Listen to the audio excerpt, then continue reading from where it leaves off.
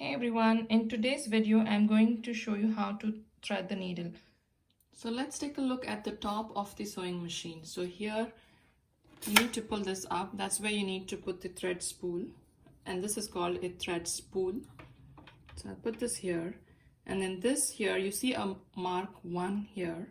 Ignore these for now. This is to wind the bobbin thread.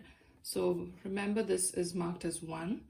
So let's take this thread, put this in between this section, and then pull the thread forward.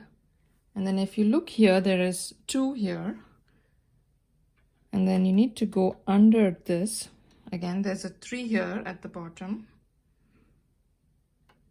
and then you see a small hook here inside, so you need to go behind that and then come forward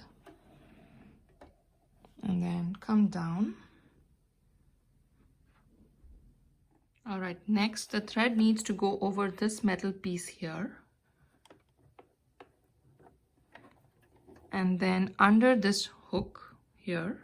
Now we are going to use the auto threader, and then we need to pull this gray piece down and then twist it.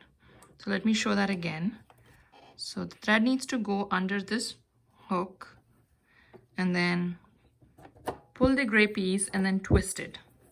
And after we do that, the thread should come under this little hook here, which is right near the needle eye, and then slowly we need to rotate the left hand in anti-clockwise direction. So now the needle is threaded. So slowly pull this loop and you see we've done the threading. Threading the needle may be slightly different based on the type of machine you have.